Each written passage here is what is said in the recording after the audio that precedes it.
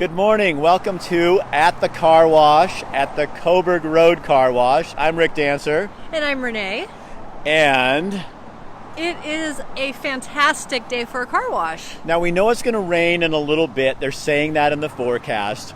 But the worst thing to do on your car is to have a dirty car and then have it rain on top of that. Oh, absolutely. You should always have a clean car. Always. People who don't have clean cars, shunned. Yes. We can't even... Shame on them. Shame. You drive down the street and you shame them. Yeah, we do. Come see us. So come through. You guys have all kinds of plans. You can do a card where you get a little cheaper deal to come through, and that's on a regular... How many do you get on the card? You can get 6, and you end up saving $9 that way. And you know what would be a really super great Valentine's gift? A card of car washes. To get your lover, not lovers, just your lover, a car wash. Because they have to have a clean car too. Right. Yeah. And absolutely. You put that with your roses and away you go. Yeah, come see us today. So you guys, again, we're sponsored by Jim, Renee, and all the other gang here at Coburg Road Car Wash. We couldn't do these shows without you, and we've got a really cool show for you today. Thanks, Renee. Yes, Rick. All right. So, I could tell you the story, but I don't know, I think it was like a month ago, I had somebody come on my Facebook page and say, Rick, you need to come over to this page that's called Attitude. What is our page called? Attitude is everything. Attitude is everything. And I went on the page and saw that a lot of folks in recovery were on that page. And so I didn't want to be presumptuous. And I said, I'm not in recovery except of life. I'm not in the situation that some of the folks are. And they all voted me in. So I got on the island. So this is Nick. Tell him who you are. My name is Nick Salsley. I am grew up here in Eugene, and this is my good friend Spike. That's Spike. Say hi, Spike. How's it going? So these guys are super brave, and both of them are in recovery. You've been to prison how many times? I've been to prison 4 times. And for all drug-related things? Mostly drug and theft and property crime-related stuff. So how long have you been in recovery this time? I've been clean for just over a year. I just celebrated a year on January 22nd. You guys give him a heart for that. And Spike, how long have you been clean, man? I've been clean for just under a year, like a couple weeks under a year, and all because of this man right up here. So Nick is like a superstar, and he started this page, and all these people come on there, and I'll tell you right up front, I feel more comfortable on that page with that group of folks than I do even on my own personal page talking about personal things. It's a whole new world when you get in and see how many people really do get into recovery and succeed. Because we don't hear that much, Nick. Yeah. I'm just... I was really excited to do this and talk about, the way it makes me feel when I go help somebody that's reaching out for a different way. So I'm going to pump your horn here a little bit because this guy, this is the rubber hits the road. So the guy understands. Spike was in jail. Well, come here, lean forward, lean up here. So tell him what happened. Well, I did my first 30 days clean in jail, whatever, and him, by the grace of God, him and my daughter were waiting for me as soon as I stepped out of the doors at jail. And by the grace of God, I've been clean ever since. So when you have somebody, that's what it takes to stay clean, isn't it? Somebody on the outside, somebody who understands, who will take care of you. Well, he's always been in the support group of mine or whatever, and he's always tried to give me the push and to be a better person or whatever. And I kind of needed that because I honestly believe right now, whatever, if he wasn't there when I got out, I'd still be out there using and committing crimes, and I'd be in prison right now. Everyone I was hanging with is in prison or going to prison. So it's like, by the grace of God, everything. It's people, places, and things. It's what it is, really. And so, Nick, you started this page because you were sick of all the bullshit on Facebook. Yeah, I was just tired of all the negativity, and every time I was trying out different groups, and there's some other groups that tend to like to bash on people that are struggling, people that they don't know nothing about, people that they don't know or have never walked in those type of shoes, and I just wanted. I was sitting on the couch and I was like, you know what, I'm sick of this. I'm going to start a group and just make it. The only rule is you have to be positive. Positivity only. You can look at the group rules, and they're very simple. You know, keep your posts positive. If you're reaching out for help, that's fine. That's positivity. You know, but you know, no bashing, no bickering, calling each other names, doing whatever.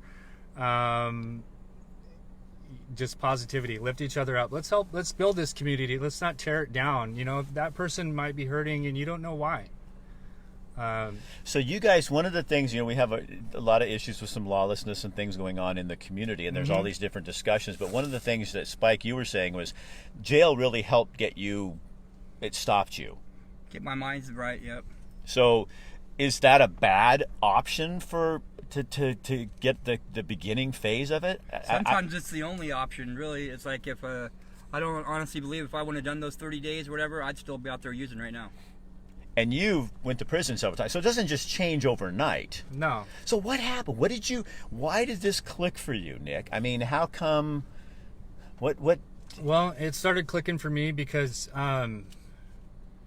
you know, when you're out there and when you've burned every bridge that you have and nobody wants you around and you hate yourself and you look in the mirror and you're like, man, I hate that guy. It does something to you when you can't even look in the mirror and love yourself, and there's no more down. You can't go down anymore. The only way to go from that point is up. And if it wasn't for people reaching out to me and trying to help me, you know, I made a post on Facebook that I was gonna. I think my post said exactly this. It said, fifth floor parking garage, downtown Eugene, swan dive. I love you all. And so somebody was going to kill themselves? That was me. What? I made that post, and I went up to the 5th floor of the parking garage, and I looked down, and it was really high, and I was like, man, this is high. So you were going to kill yourself? Yeah, I was crying, and it was January 21st of last year, and there was a staff member from Willamette Family that saw my post, and she reached out to me, and her name's Kindy, and she said,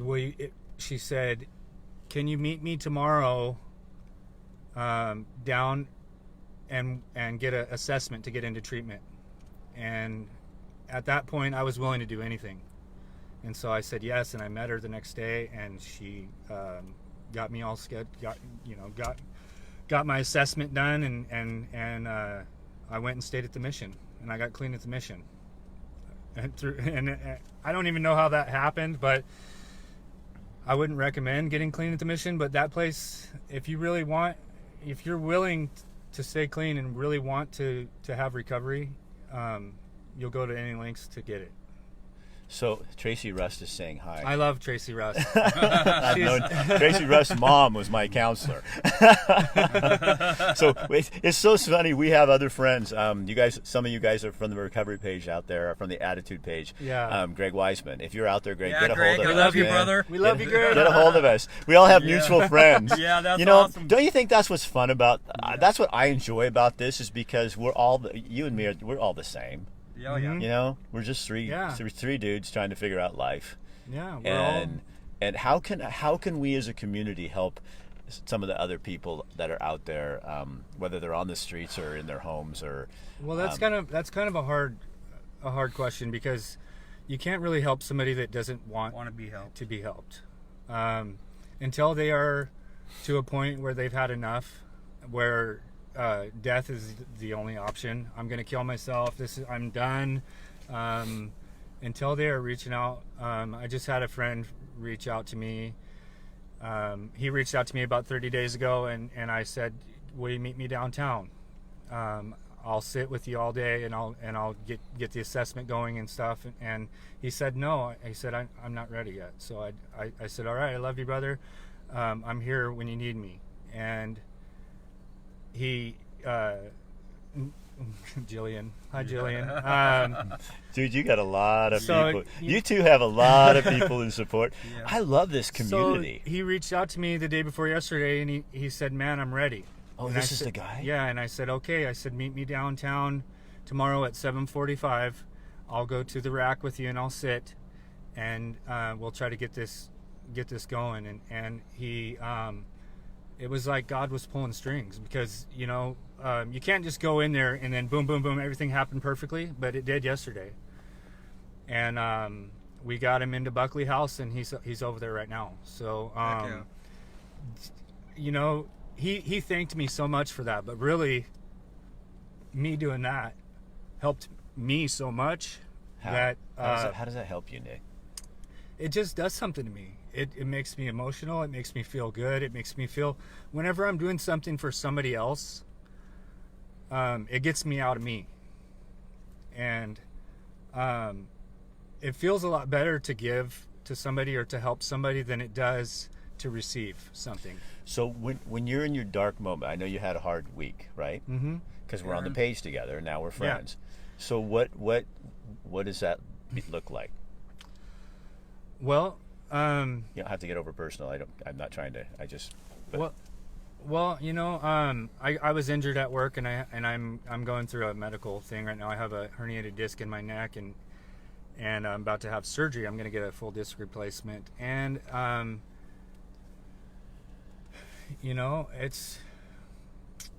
it's been tough, but it's been a lot better than being on the street, using drugs. I don't know. It's just. Do you feel like this page has kind of? Okay, I'll say this. I think, and Spike, you pipe in anytime you want to pipe in here. I think this page has really given you your thing. You know what I mean? Yeah. I mean, you're like the most loving dude. And people just, isn't that true, Spike? Oh yeah. I mean, people, you're warm, you're kind, you're gentle, and you let people in. And I think that it's you, because you started this page, and he's kicked 2 people off, because if you come on there and start talking shit, your ass is gone. Hell yeah. You are out of there. And so you've set a standard, but it's given you a value. You know what I mean? Yeah, it has. I've received several messages from different people that are living in rural areas where they can't get to meetings. Got a friend, Christina, over in Florence, that she uses this group as a support. There's not a lot of meetings over there, and a lot of different recovery events. So I've had several messages, people thanking me for this group, and I didn't think it was going to do. You just were starting a positive page. You didn't know you were going to be the Mr. bored. Recovery. Yeah, I was bored, but I had this every day with him, so it's like I talk to him every day. So it's like, he's totally helped me, totally changed my whole life. So it's like, and I gotta say hello to my Oxford guys or whatever I just moved out of.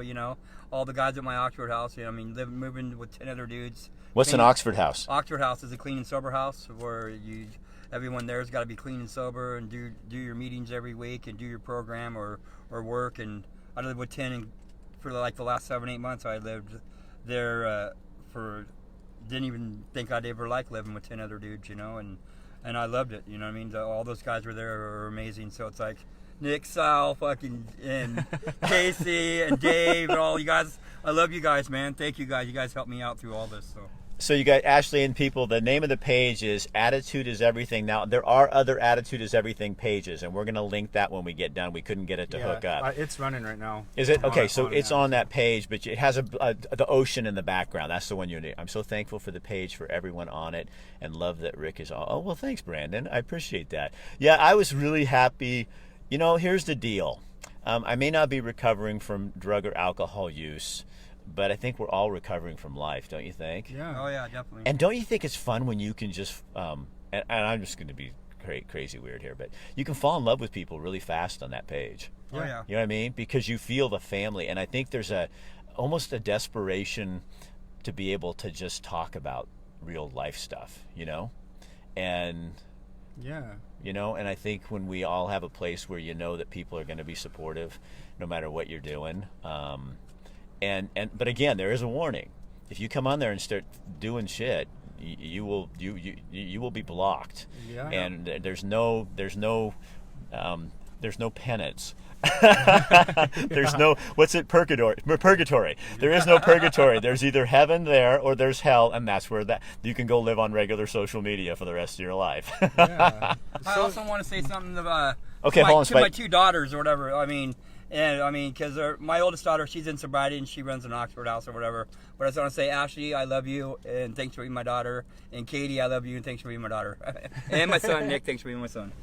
So, I interviewed, a young woman yesterday, Amanda, and her family, and they were in the same kind of position, recovery and that kind of thing, and a lot of guilt about family when drugs become more important than family or things. And do you guys you relate to that? No, I totally relate to that. I mean, and my mom and dad, now that I'm clean and sober, I talk to my mom and dad every single day religiously, and to share my sobriety with them means the whole world to me, you know what I mean? And my kids, especially my youngest and my oldest, I mean, because they were both in addiction, and my oldest especially, she went to prison, you know what I mean? And that's the reason why I'm clean today, because I don't want to go to prison to get clean, and I'm not going to prison to get clean now not just because of this page, but because of myself. I had to dig deep and find out who I am, and is that kind of let's go through the car wash. We want to wash your car while we're here. Yeah, cool. But is that part of the thing? Is that's what Amanda said yesterday? Is it's finding out who you really are? Yeah, you don't know. I grew up and I had a complete false identity. I thought that I was this tough guy that wanted to fight everybody, that had all the connections in the world, and I wanted to be this tough guy that wanted to fight. But really, that isn't who I was at all. I was a lover. I love people. I'd rather hug you than punch you. But there was this false identity that I had built through growing up. Well, kind of a protection, though, really. You know what I mean? If you come out punching before, then you can't get hurt.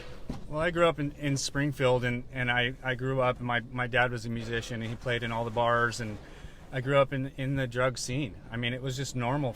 For my 12th birthday, I got a half ounce of bud for my birthday.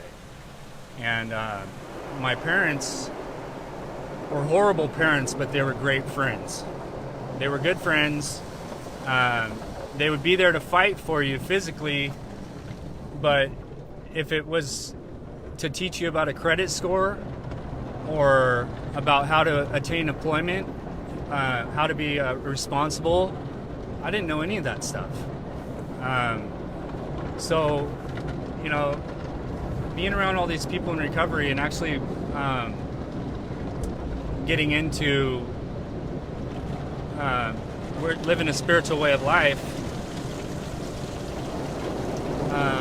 and just having mentors and having people teach me the ropes. What's a credit score? What's how do you save money? What's a budget? All these things. My life has dramatically changed, and now when these last several years getting high was not fun for me at all. It sucked. I was miserable. I hated it. Didn't like anybody. And the only thing that has really helped me the most is people reaching out and being loving, caring, kind, and compassionate. So when people are bashing you and putting their thumb on you and holding you down, calling you names and saying that you're this and that, and you're going to be a felon for the rest of your life, and you're never going to amount to nothing, you start to believe that stuff, and it starts to become your identity, and that's not who I am.